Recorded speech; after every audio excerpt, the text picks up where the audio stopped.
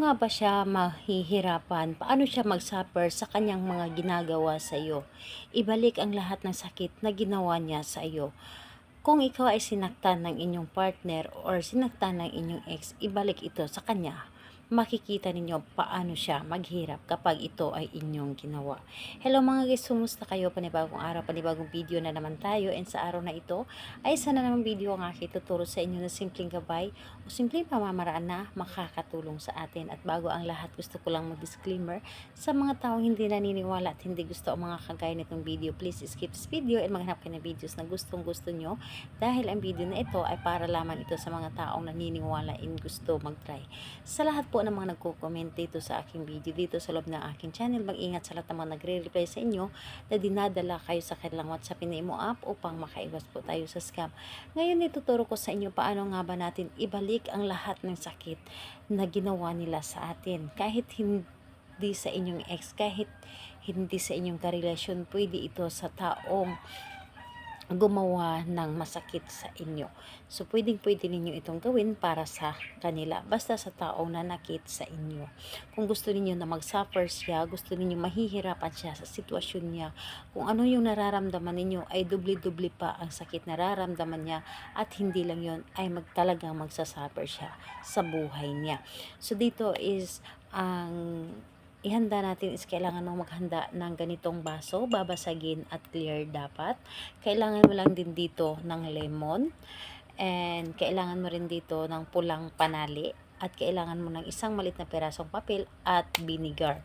So yun lamang ang dapat nating ihanda. And syempre kailangan din natin dito ng paminta, pwedeng durog, pwedeng powder, and pwede yung buo, and kailangan din natin dito ng kaunting asin. So yun ang dapat nating ihanda. So again po, kailangan natin dito ng baso na babasagin, kailangan natin dito ng lemon, kailangan ng pulang panali, kailangan natin dito ng vinegar, kailangan natin dito ng asin, at kailangan din natin dito ng paminta. So, yun ang dapat nating ihanda. And syempre, dapat ihanda rin natin ang ating sarili kapag gagawa tayo ng mga ganitong pamahiin.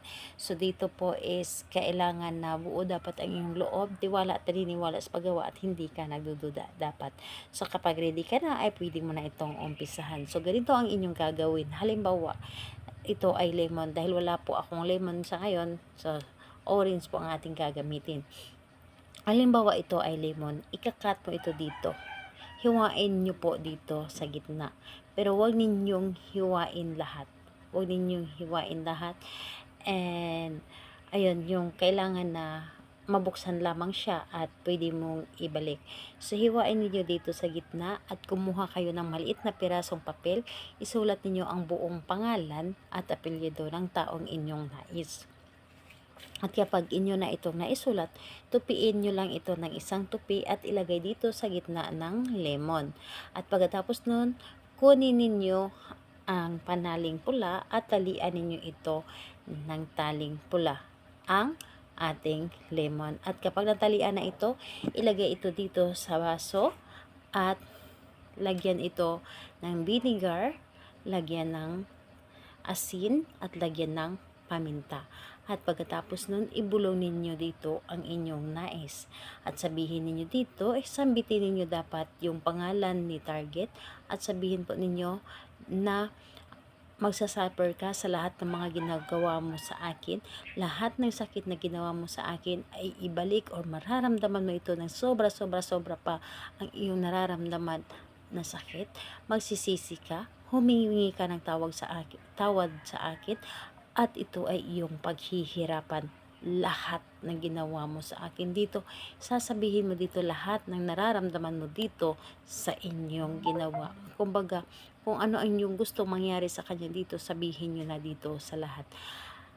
At pagkatapos nun, ang basong ito ay itago ninyo ito ng 3 araw or gabi doon sa inyong pagtataguan. Dapat po ay sa madilim na bahagi ng sulok ng inyong pamamahay.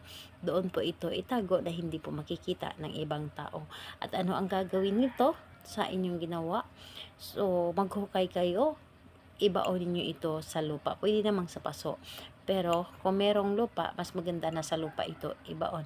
At wag po isama ang baso. Ang baso ay hugasan ninyo dahil magagamit natin ito sa araw-araw nating gamit sa normal na araw. So, yun po, gawin ito sa araw ng Tuesday and Friday dahil yun po ang pinakamalakas na araw na gagawa tayo nito. Salamat po sa inyo. Bye-bye everyone. God bless us all.